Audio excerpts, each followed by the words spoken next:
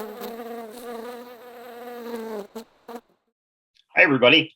Today's lecture is Honeybee Biology, the individual bee.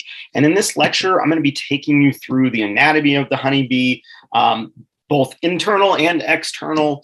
We're going to talk a little bit about some of the functionality of caste and how that relates to division of labor within the colony. And then we're going to wrap up today talking a little bit about honeybee vision and how bees actually see the world around them. This is one of those types of lectures that you do need to kind of really pay attention to a couple of really key areas. And the real key area that I really want you to spend some time in memorizing is the life cycles of each of the castes of honeybees. And we're going to talk about that in this lecture. So let's start with a little bit about our Western honeybee, also known as the European honeybee, Apis mellifera. Apis mellifera is the species of honeybee that we keep in the United States. There are many subspecies of Apis mellifera, and that kind of goes along with more regional species. So you tend to see there's some variety amongst the species of Apis mellifera, and we call those subspecies. And you'll know those essentially kind of in the common languages, like Russian bees will be a subspecies. The Africanized honeybee is a subspecies. So there's all of these different subspecies within Apis mellifera. But Apis mellifera is the honeybee, and it is a honey-producing bee, no matter what the subspecies is. So the neat thing about honeybees is that they're very unique as far as insects go. There are not many insects that we manage, and European honeybees or honeybees are really one of the only that are managed as livestock by humans. There's several other species in the Apis genus that are also managed in other parts of the world, but Apis mellifera is definitely the most widely distributed of the honey-producing bees that are kept by humans. And humans are responsible pretty much for the proliferation of this species. We have moved it pretty much everywhere that Europeans and Asiatic cultures have kind of moved around the world.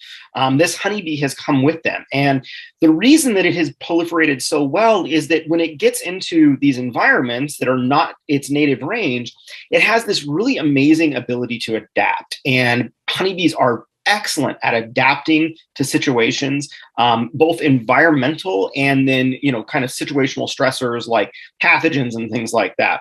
There are some things that are much more difficult for honeybees to deal with, mainly because they are not co-evolved with certain things. So when you're co-evolved with something, it means that it's been an arms race since like the beginning of time. Your species may have a mutation at some point that gives you a little bit of an advantage over another species that may be attacking you, and it goes back and forth over a very long period of time. This is evolution of a species, is this kind of arms race that we go through as organisms on our planet as we go through time. The one thing that is kind of important to note, and I'll talk about this all the time through this course, is that we are dealing with a parasitic mite called the varroa mite that is it's a species that the Apis mellifera it has not co-evolved with, and in fact has only been interacting with this species for a matter of decades. We think around the 1940s is really when European honeybees, Western honeybees, got into a position where they were brought into Southeast Asia, where the native range of varroa mite is, and essentially it jumped species from one species of Apis cerana, to Apis mellifera. And Apis mellifera, because it's not co-evolved, has no defenses against varroa mite. And the only reason I bring up varroa mite right here is because for those of you that maybe have a little bit of experience with honeybees, there's varroa mite in this picture. Oftentimes I hear people tell me, oh, I never saw varroa mite, so I don't have them. Well, the reason you don't see them is because this brown spot that's tucked underneath this segment is a varroa mite. And this is where varroa mites tend to hang out on bees as they're feeding on them. So I just wanted to point that out real quick, that is actually part of this picture, and it'll come up later on when we start talking a little bit about some of the internal organs that varroa mite attacks. All right, so let's jump into some of the basic anatomy of the honeybee.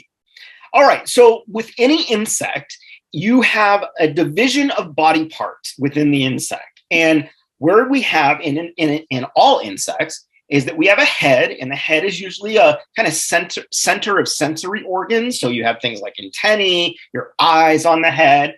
Then you have a thorax, which is the middle portion of the body. The thorax is basically the area of locomotion. So all muscles are contained in that thorax. It's a very, very beefy part of the bee. When you're handling queens, you want to handle them by the thorax because it's the strongest part of the body. It's also where your legs are all located at. So all three pairs of legs come from the thorax, and both of your wings come from the thorax. So it is the true center of locomotion. And then we have the abdomen, and the abdomen is basically where all of your digestive parts are. A lot of glands in the abdomen. Your venom sac is in there, and your stinger. So all of these other parts that are really important functionally for a honeybee. A lot of the digestive system is in this area, is located in the abdomen, and the abdomen has these segments that you can see on them. So they're broken up, and those segments, the way that that's broken up allows for that abdomen to shrink and swell very readily. So it's very kind of moldable, let's say, based on the condition. So like if you're a forager and you went out and you collected a ton of honey and it's in your honey stomach, that abdomen's going to actually elongate. And when you start to get to know bees a little bit better, you can actually sit at the front of a hive and tell that there's a honey flow going on just by seeing these fat abdomens starting to come in from the field. So it is something that you can readily observe. And so that's the basic body plan of a honeybee as far as how it's divided. So let's kind of point out some of the important parts. I'm not going to go through everything, but we're going to touch on the things that are important for you to know as a beginner, as a beginning beekeeper. The first piece that I want to point out is the antennae. So the antenna of all insects are basically kind of like, you can think of it like your fingers with a nose at the end of your finger. So they use it for touch, they use it for smell, and basically what the antennae have on them are these individual segments. So honeybees have 12 segments in their antenna, and on those segments are these receptors, these odor receptors. We call them chemoreceptors. And essentially, they're receptors that allow bees to interpret the smells out in the landscape. Now, insects and plants, and this may blow your mind a little bit, but this is my area of expertise and what I did my PhD on, but insects and plants communicate with one another. They're talking to each other, and they talk to each other not through language like we talk. They talk to each other through volatile chemicals, so smells. And by volatile chemicals, those are chemicals that are floating around in the air and are odors, essentially. And some of them, we can perceive some odors, but many of them we cannot. But bees have 170 odor receptors on these antennae that allow them to interpret the environment around them. It allows them to talk to other bees. It allows them to smell things in the landscape, to be able to determine where food resources are, things like that. And so these are very important parts of the honeybee. If you take these off, bees are lost. So they're very important organs and really how they're interpreting a lot of the world around them. The next thing that we're going to point out on the head is the compound eye. The compound eye is a very important part of honeybees because it allows them to see the world. So they are interpreting smell and touch a lot of the time through the antennae, and then we're seeing the world through our eyes. Now, the number of facets on these compound eyes vary based on the caste that you belong to. So queens have about 4,500 facets on their eyes. Workers have somewhere around 5,400 facets is the most recent research.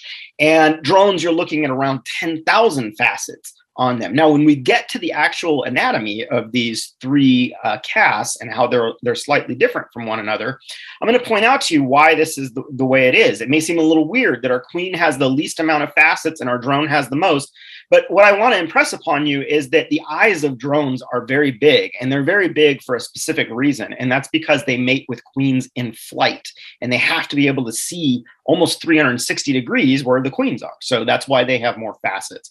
Now, also on the compound eye, and you can see in this close-up picture here, there's a lot of hairs on compound eye. But when you look at the bee overall, bees are very hairy. They're hairy organisms.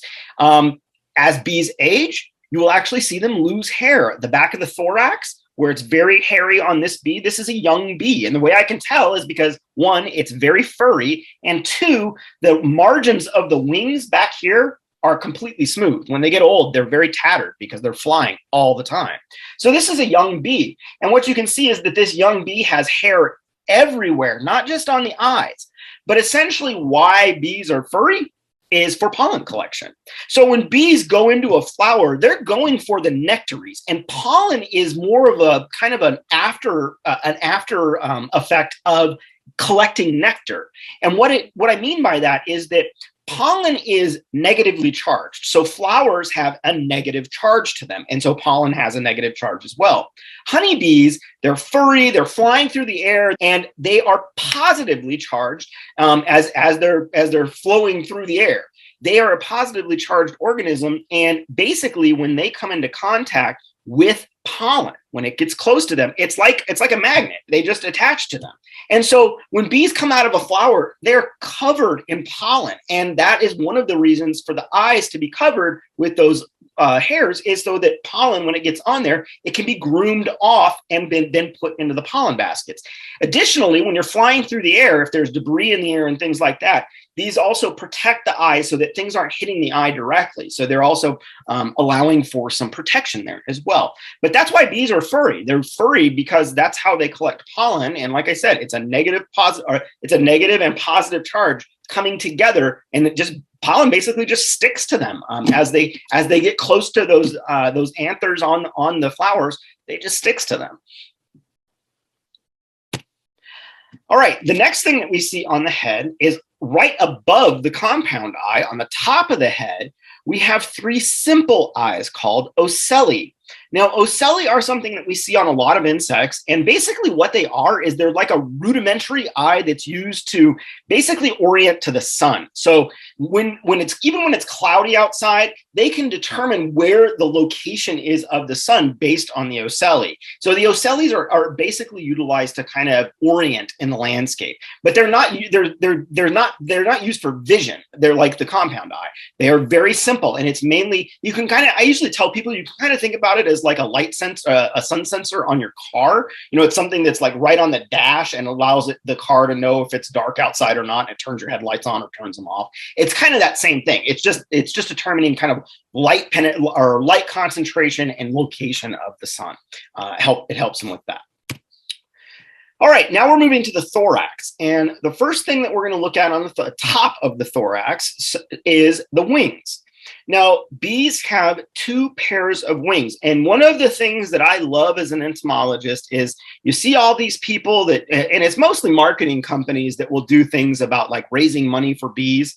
And they'll have this lovely video with humans and, all this great language about honeybees. And then all of a sudden you see a picture of an insect and it looks like a honeybee, but in actuality, it's a fly. So there is a lot of mimics, we call them, of honeybees. Because honeybees are venomous insects, there's been evolution over time with other insects and they've basically kind of taken on the colors of bees, and they're warning colors. So it's the typical like black and yellow color that you see on bees, you'll see on these flies. And most of these flies are called syrphid flies. And what the hilarious thing is that you can tell one between the other.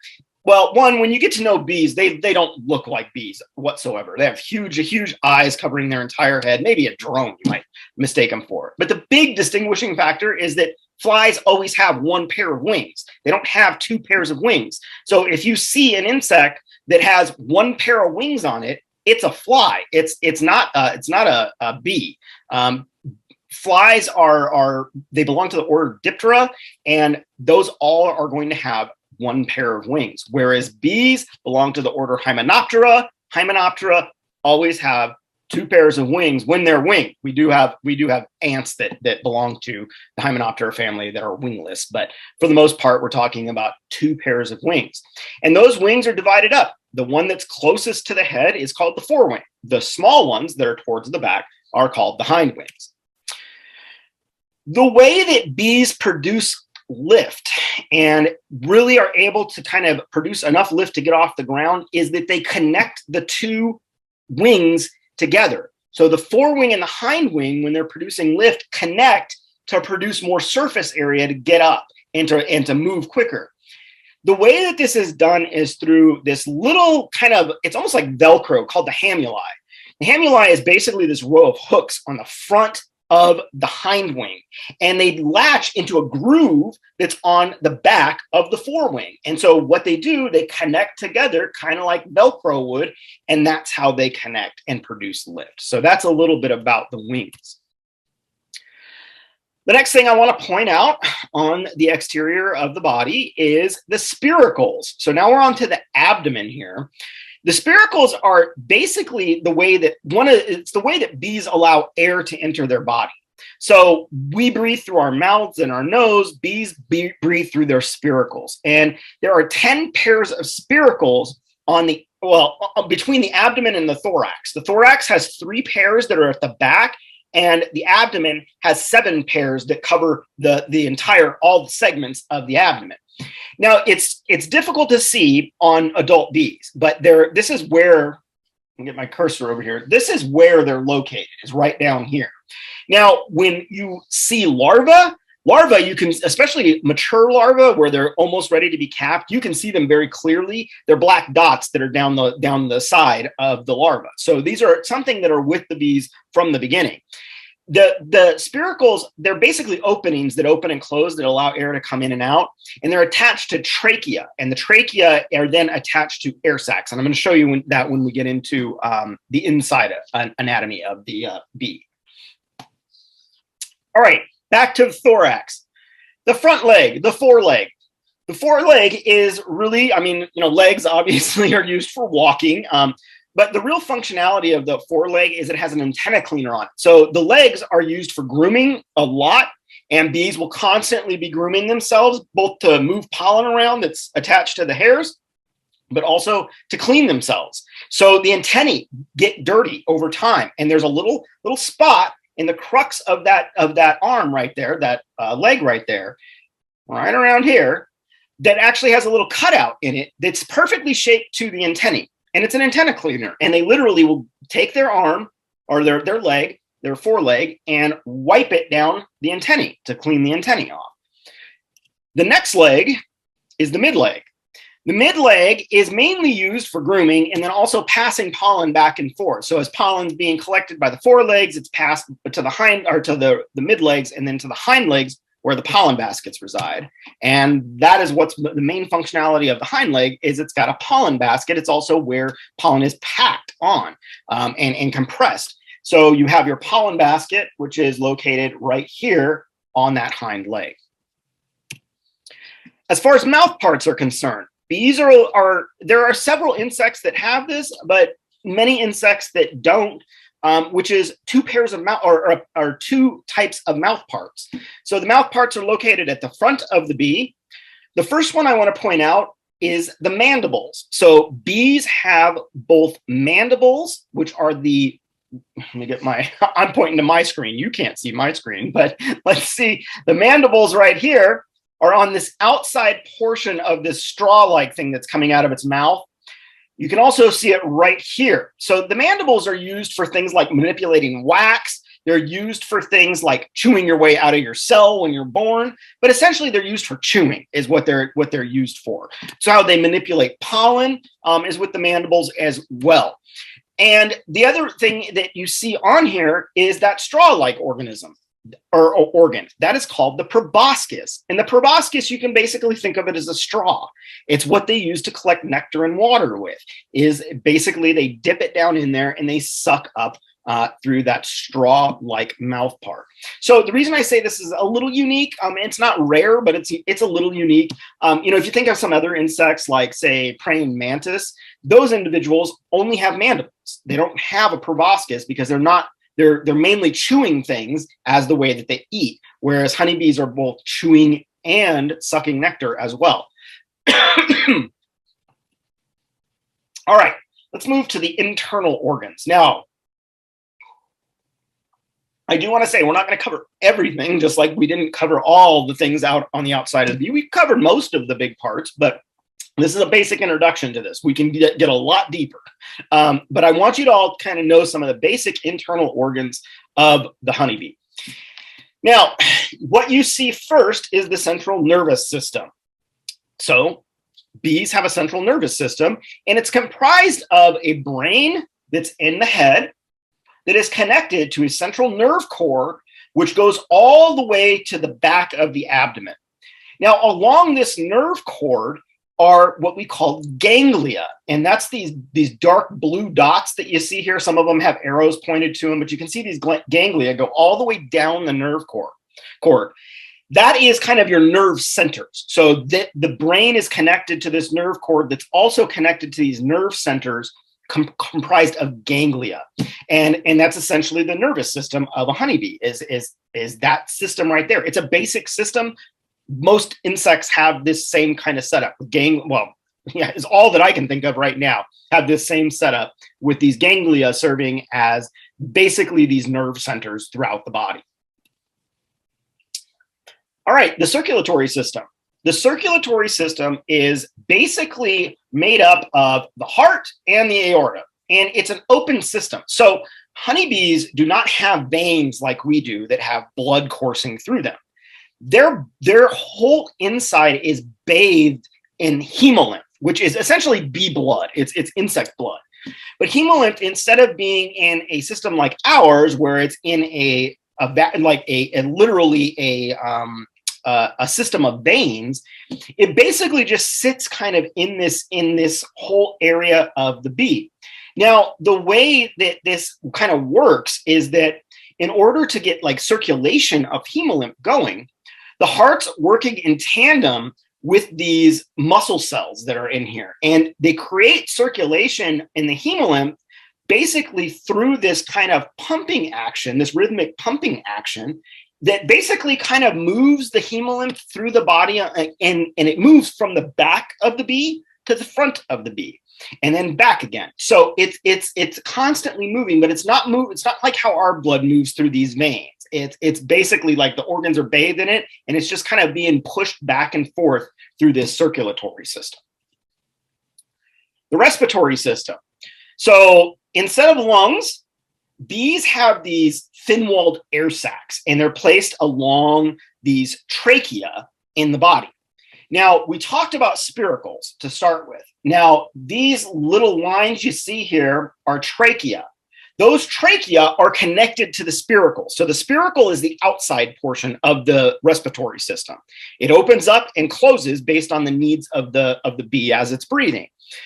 As they open up, the air comes into the trachea, and then air is moved through the trachea into these tracheal air sacs. And basically, it's a very kind of rudimentary system. And how it's kind of moving is that this basically works, and you can see this happening with bees, is that air is sucked into these spiracles by that abdomen really moving at a very rapid pace based on the needs of the bee. So if it's a really hot day and you have a forager that's come in from foraging, you'll see their abdomen moving very rapidly. And that is them breathing, and it's through contraction that those spiracles are opening, letting air in and closing, and then it's being moved through those trachea to these air sacs within the body.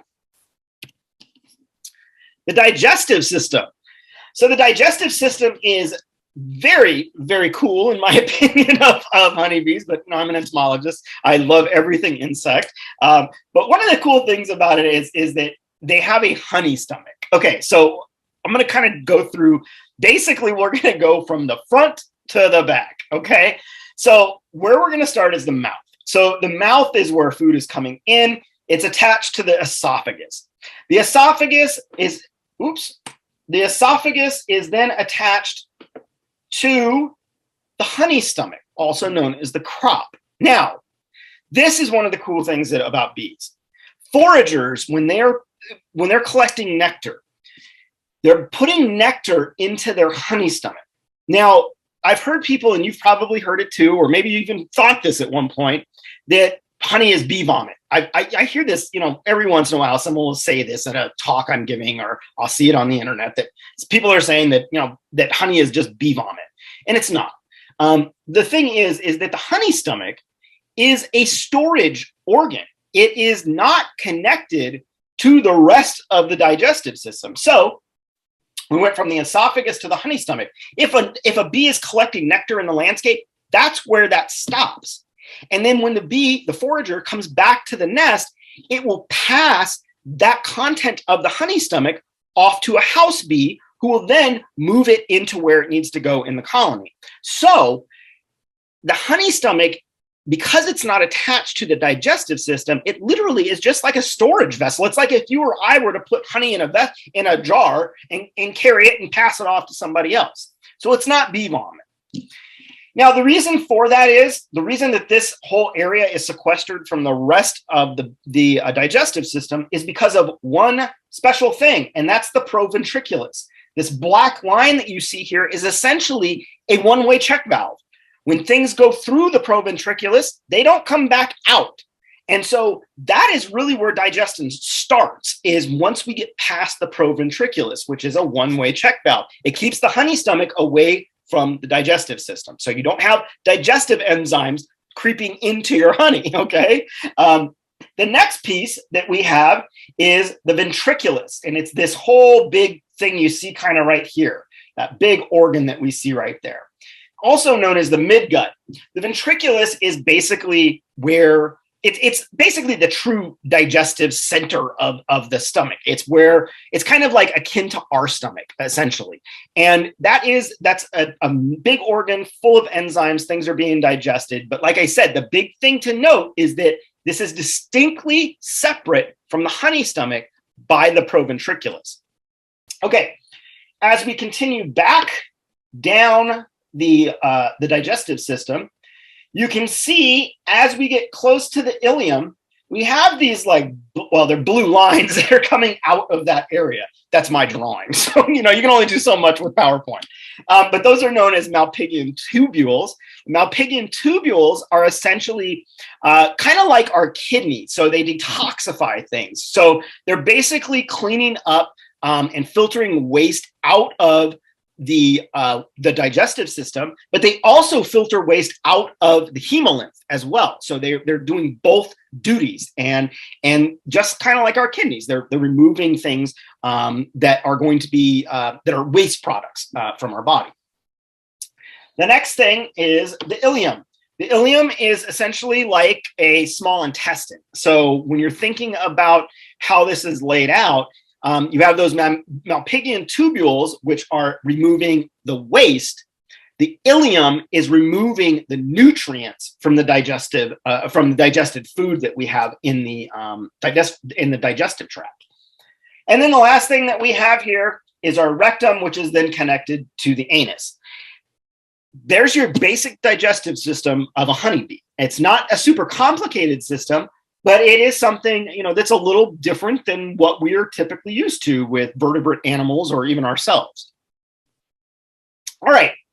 The next thing I want to point out that's in this internal, that is part of the internal organs of the honeybee, is the fat bodies. Now you can see that I've got the whole kind of abdomen marked as fat bodies, and fat bodies really are throughout the body. So they're not. And that's why there's no one fat body on there, but they're primarily concentrated on the lower portion of the abdomen. And there's been a lot of research into fat bodies recently. And the reason is because fat bodies are responsible for several very important things. And we're going to really dive into them when we do the varroa mite lecture. But really the main things that you need to keep in mind is that they do a ton of stuff. They're very important. The fat body is very important to the organism at large. One, it also acts kind of like a liver. And so it is removing things like pesticides, all sorts of environmental contaminants. This is how it's cleaned up in a bee's body, is through the fat body. It's also an area that processes fats and helps store fats. It's a place for energy reserves. And it also is a really key component of metabolism in the bee itself, and of all sorts of other things, again, that we're going to talk about. But the big thing here is it is a very important organ, and it is really the key component to surviving winter. The ability for bees to store fat and be able to produce vitellogenin, which we're going to talk about a little later, but the ability to store fat is a key survival trait of winter bees. Think of it like a big bear. A bear has got to eat a lot of stuff to be able to survive hibernating winter. Now, bees aren't hibernating during the winter. They're still active, but they have to have fat stores to get through. Now, you see this picture on the left. I'm going to go one more slide in, and we're going to see that varroa mite again. That is where the varroa mite is located, is where it's feeding on the fat body. So this is where bees are damaged by varroa mite physically. This is where varroa mite feeds. And there's research out here that shows that it's, and I don't remember the exact number, but it's like 90% of the time when they're feeding, they're on that bottom portion of the abdomen, right in this location. So that is where the mites are feeding at. And what they're feeding on is the fat body in that location. And what you can see over here is this is what happens when a bee is fed upon by a varroa mite and it impacts its fat body. The one on the left, this is a winter bee. The one on the left has a damaged fat body. And you can see, this is the abdomen. You can see that abdomen is pretty much void of all those fat deposits, the white stuff that you see in the picture on the right. The picture on the right is a healthy bee, and there are fat deposits everywhere in that abdomen.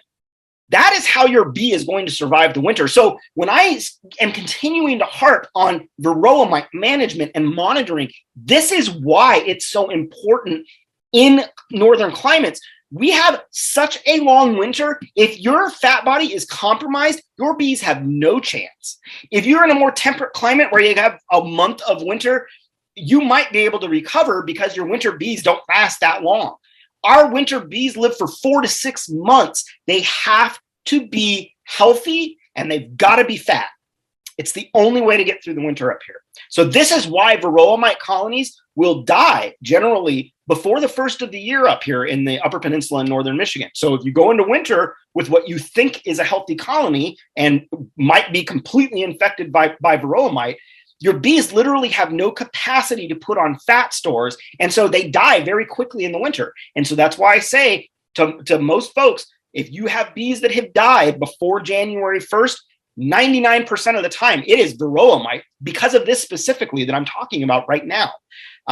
Knowing the biology of these organisms is really important in understanding how things like varroa mites are actually affecting bees. Because of a lot of the stuff that you hear from folks who are not professional beekeepers, don't come from academia, a lot of the stuff that is talked about with varroa mite is steeped in the misunderstanding of the actual bee, its biology, and the biology of the varroa mite. So those are a couple key things that you really need to keep in mind, is that management and what I'm going to be teaching you this year is based on science. It's not based on things that just people believe. I am not going to show you anything that is not backed up by research. And that's really important to be successful at beekeeping, because there's a lot of nonsense out there in the beekeeping communities, especially around how we treat and manage varroa mites. All right, the flight muscles. Now we're into the thorax again. You can see this is a huge area. The flight muscles are, I mean, they occupy most of the thorax, or the muscles that comprise that. And you can see on this animation on the left, this is kind of how they work. So they contract and they contract them and stretch them, contract them and stretch them. And that's how they move. And you can actually see this in the thorax. You can actually see them moving. There is some flexibility to the thorax as well, that you can actually witness this on, well, you know, it's usually on like high-speed cameras and things like that. You'd be able to see that. The venom sac, that's the business end of the bee, right? The venom sac is located at the end of the bee. And you can see in this picture right here that when bees sting humans, that venom sac comes out, a lot of the guts come out with it as well, when you're stung by a bee as a human. Now, the thing is that bees their stingers do not come out when they sting other organisms. So, for example, other insects. When they sting another insect to defend the colony or something like that, they don't lose their stinger. So, like if you have a robber trying to get into the entrance of a beehive and you have your guards that are standing guard, they may sting that individual to get them out of the beehive, but they're not dying every time they sting them. They can retract that. The problem with it for humans and for other vertebrates is that because of the density of our skin, the stinger is barbed, and when it goes into the skin, it gets stuck, and that's why all of that comes out with it. Now, the thing about getting stung with by a honeybee, if you get stung, you want to get the stinger out as quickly as possible, unless you're doing it for some other reason, which apitherapy is something that my wife and I practice, where we sting ourselves intentionally. You leave the stinger in when you're doing that kind of work, mainly for arthritis is what we use it for. But when you're getting stung, maybe like when you're working in a bee yard or something like that, you want to get this out immediately. And the reason is because the venom sac will continue. There's a muscle in there that's independent of the bee. And when it comes out, that muscle continues to pump. And so as long as that stinger's in you, it's going to continue delivering venom into you. So if you get stung outside, generally what I say is, take your fingernails and just pull it out.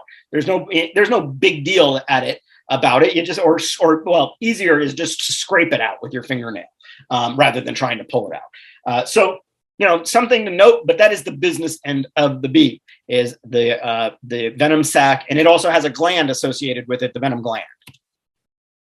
All right, so that leads us into glands. Now, there are lots of glands out there in honeybees, and I'm only going to talk about 3 of them because I just want to keep this simple. This is one of the longer, more content-filled lectures that you're going to have. Next would be the pests and pathogens lecture. And, this is content you really need to know, but I don't want to overwhelm you. And there's a lot of glandular function in bees. So I'm going to talk about these 3, the hypopharyngeal gland, the salivary gland, and the wax glands. All right, so the hypopharyngeal gland, this is a gland that's located in the head. The gland itself, it changes function not only over the age of workers, but it can change function based on the needs of the colony. So say the food presence, whether there's lots of pollen coming in, lots of nectar coming in, it can change then. It can also change based on the presence of larvae as well. So the glands themselves are most active in young bees. However, they can also be developed in old workers if young bees are absent. So if you are an old worker, say you've been a forager for a while and there's a shortage of young bees, you can actually revert back to that functionality as a house bee, and your hypopharyngeal gland will change what it's doing. It will, and the reason is because the workers themselves, when they're in contact with brood, that is when this gland is most active. And the reason it's most active is because it's one of the really important components of royal jelly production. So it's a gland that's rich in proteins, and the secretion that comes from this gland is a really important component of that royal jelly. So that's one function of it. So hyperpharyngeal glands are also less active when bees are compromised by varroa mite. So this is also another thing that happens with them, is that if you get into situations where you have high varroa mite levels that are affecting the bee, it can also affect the glandular function of the hyperpharyngeal gland. And what happens when you can't create the components of royal jelly is that your young bees starve. So this is really important to understand. The other thing that goes along with the hypopharyngeal gland is that later in life, it is actually used to produce enzymes that break down nectar into honey. So it not only is functional for royal jelly production, also works later on in life for the utilization of enzyme production for honey development. So when honey comes in, it's a complex sugar, and it's broken down into a simple sugar, 2 simple sugars. So it comes in as sucrose and is broken down into glucose and fructose through enzymatic action. Some of those enzymes produced by the hypopharyngeal gland.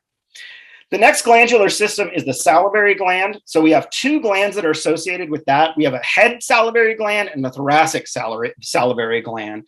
The glands, they're connected by a common duct at the base of the labium, which is a component of the head.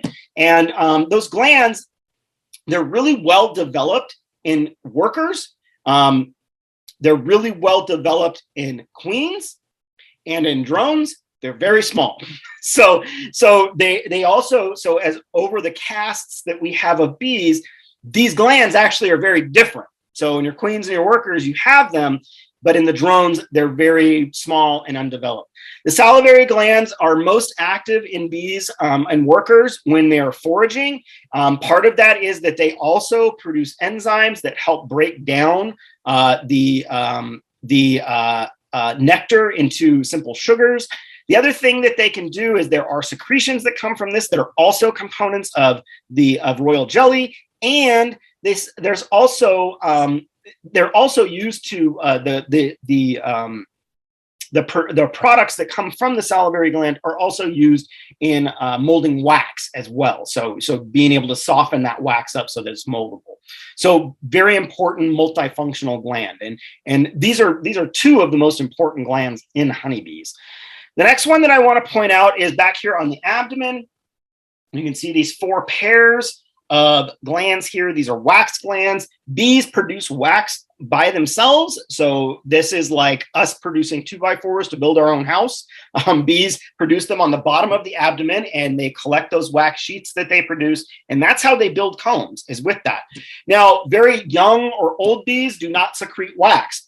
Bees that are 12 to 16 days old are the ones that have greatest wax production. So it's only kind of a narrow period where workers are really producing a lot of wax. It's a very resource intensive process, which is why bees are not producing wax throughout their lives, because those resources need to be allocated for other things. All right, now we're going to jump into bee casts. So we got through all the anatomy. I hope you enjoyed that, and I hope you do a little time studying that a little bit, especially the exterior portions of the honeybee. Very important to understand. All right, let's get into bee casts. So we have 3 castes of bees in our beehives. We have workers, we have queen, and we have drones. Now, the way that this is divided up by sex, workers and queens are females. Males are drones.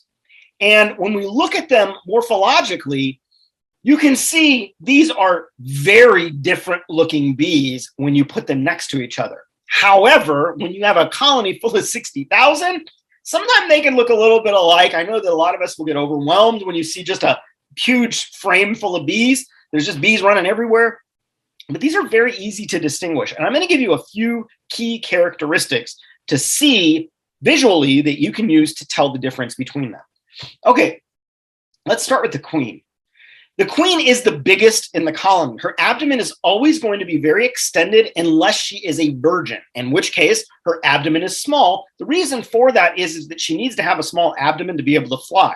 Your queens, when they're gravid, when they're big and laying, they cannot fly very well. So when you're inspecting a colony, if your queen falls out of your colony onto the ground, she will not make it back. If for some reason you're messing with her and she flies off, she'll fly for maybe 10, 20 feet, but she's going to land somewhere and never get off the ground again. So you have to understand that queen handling and hive handling, which we have a whole lecture on, is a very important part of maintaining healthy queens. Crushing queens, rolling queens, dropping queens, stepping on queens because you dropped them. All of these things are going to be really detrimental to your colony. It's very hard to make up time when you lose a queen because it takes about 4 weeks to get a queen from egg to mated and laying. And so that's something to keep in mind. But she's the biggest one in the colony, and there's going to be one of her in the colony.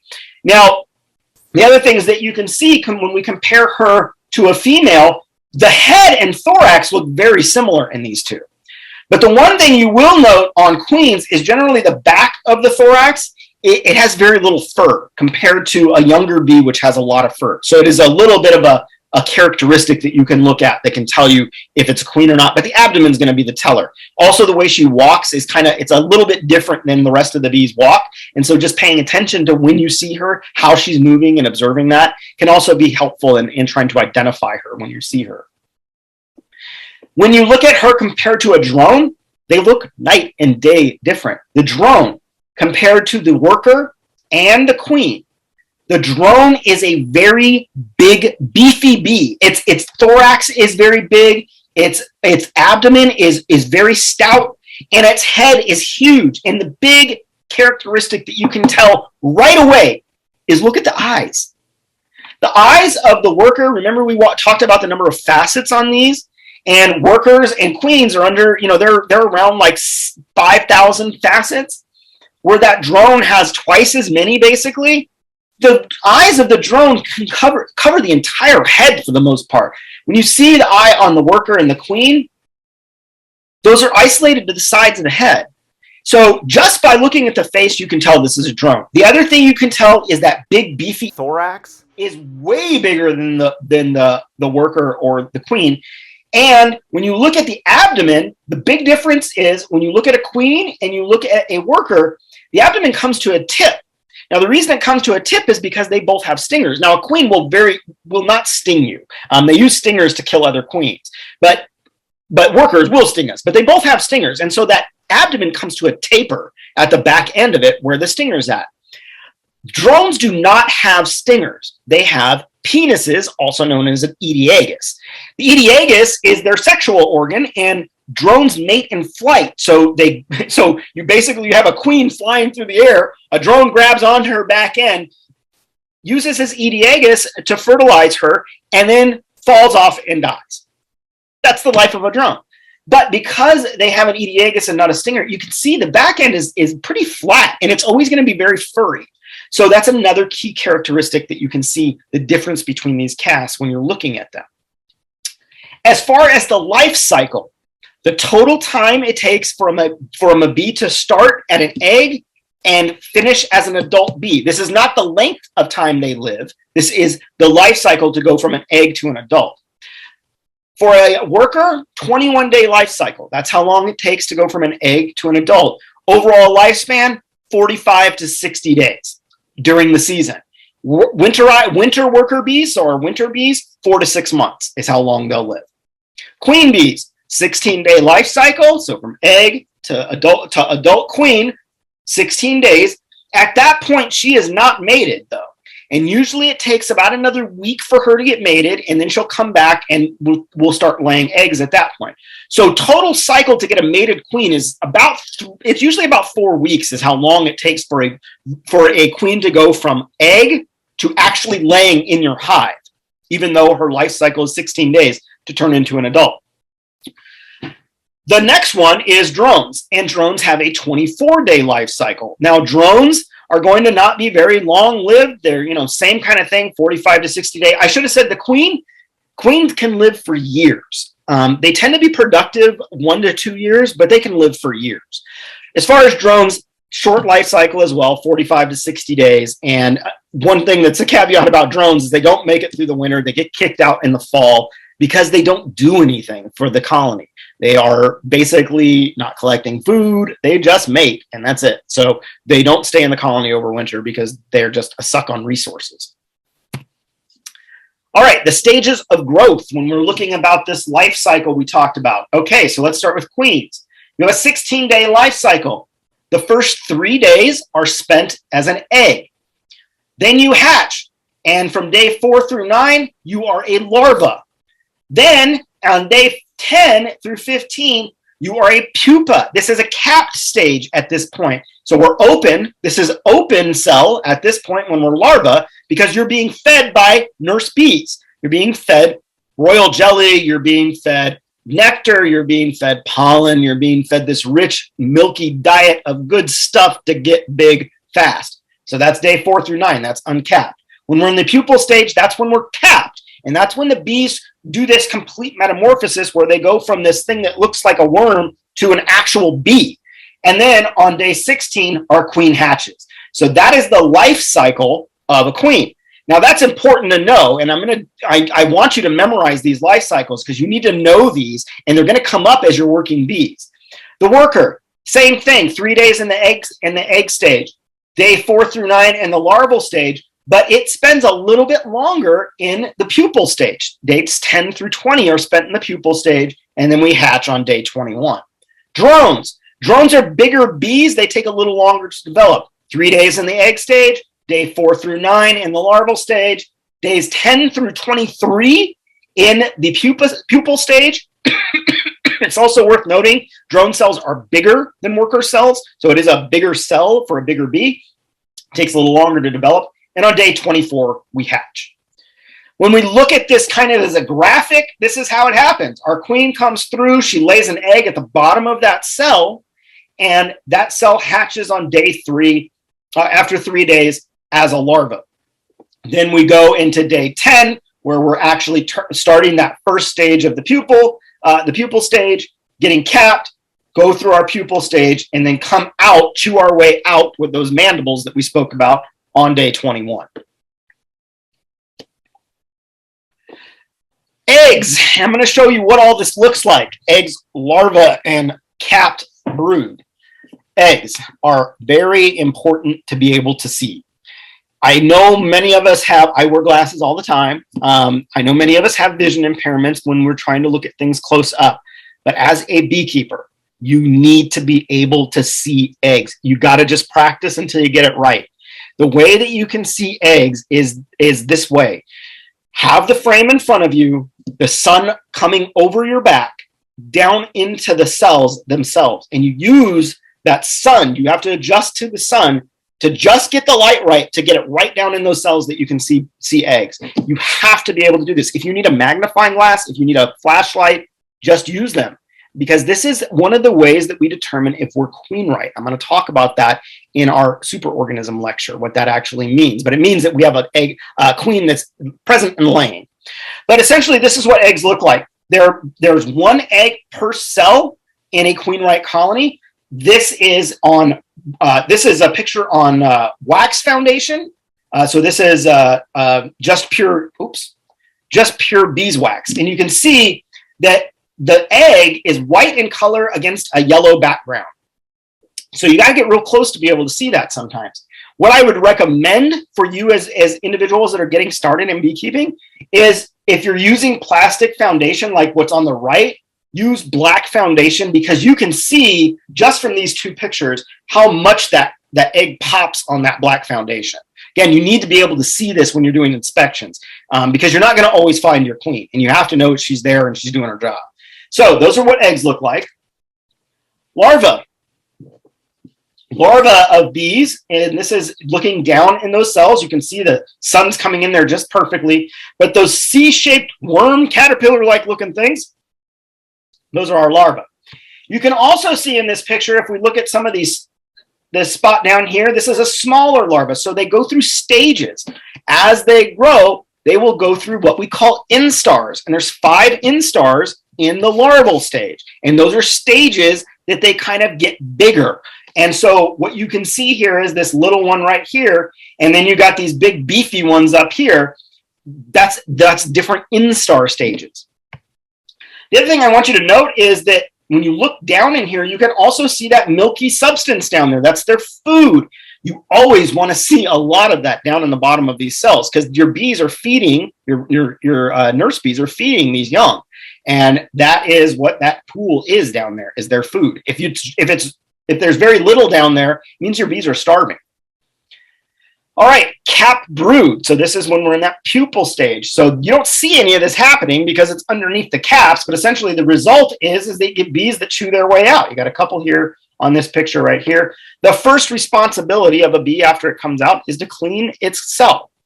So you have, that's the full kind of what's going on in the colony as far as the life cycle is concerned, from egg, larval, and pupal stages, what you'll see. I really like this animation. I gotta admit, I don't remember where this came from. I've had it for a decade, I think. But it is a really nice animation. And the reason that I really like it is because, not mostly because of the front end, it's because of the back end. And it shows kind of what the roles of bees change, or how the divisional labor is over time. So when you come out of your cell, your first responsibility is to clean up your cell. The next few days you're going to spend as a nurse bee, and then you're going to hit that wax producing phase that we talked about right after that. So you go from cleaner to nurse bee to wax builder, and then your next responsibility as you start to get older is as a guard bee, and then the very last thing you do as a honeybee is a forager. It's the riskiest activity because you're leaving the colony, and so they save that for the older bees so that the rest of the colony, all the younger bees, are able to continue to proliferate and continue to be replicating the species across the landscape. So the foragers are always your oldest bees coming out of the hive. All right, so the last thing we're going to wrap up with here is bee vision. Bees have trichromatic vision, just like us. So they see most of the visual spectrum that we see, but there's a little difference between the two. So the top one is the human visual spectrum. And you can see that, you know, our visual spectrum is really kind of all of the main colors that we're used to seeing, right? Blue, greens, reds. That is what our vision is primarily comprised of. And we bleed over, you know, and you get into kind of these this area of the visual spectrum where we're kind of like almost to the infrared area. When we're talking about bees, they can see the same kind of central visual spectrum that we can, but they have a lot of ultraviolet ability to see ultraviolet light. This helps them with being able to locate where the sun is on cloudy days, but it also allows them to interpret the landscape a little bit differently. And so I want to just show you an example of what bees see and what we see. So these are asters that we're looking at here. This is human vision right here. What you can see, though, is when we look through the lens of a bee, is that these flowers start to look like targets in the landscape. And so their vision allows them to very easily pick out flowers in a landscape in a way that's a little different than how we can interpret it. But essentially we have, you know, kind of this, I wouldn't say it's the same vision, but it's, you know, we perceive a lot of the same colors except for that ultraviolet spectrum that bees are better at seeing. All right, in summary, understanding the biology of the individual is key in a factor to your success. You need to understand the biology of the organism in order to really understand what you're doing and how to make good decisions in managing your bees. So like I said, memorize some of this. Next line, memorize those life cycles. You're going to have to recall them in the field. And what I mean by that is that if you're in the field and you see a capped queen cell, you need to be able to recall the life cycle of that queen so that you understand that you have less than a week before that hatches and you have another queen and a potential swarm. So those are like what I mean by you need to know these life cycles, because they are going to come up in your beekeeping activity. If you see a queen cell that's open and you consider that life cycle, it gives you information to understand how to manage that colony. So you need to know those. The roles of the workers can change over time with the needs of the colony and can change based on environmental conditions and what's going on as far as resources coming into the colony. The roles of your glands can change over time and in many cases are related to caste and also environmental conditions like resources coming in. And then finally, the visible spectrum of bees is wide. It allows them to perceive most of the colors we do, but like I said, there's that ultraviolet component that allows them to interpret the landscape in a little bit of a different way, and in particular, allow them to be able to see the sun even when we are in situations of cloudy conditions. And that's key because they use the sun to be able to locate where they are in the landscape and how they can get back to their colony. All right, folks, with that, I'll say thank you, and we'll see you at the next lecture.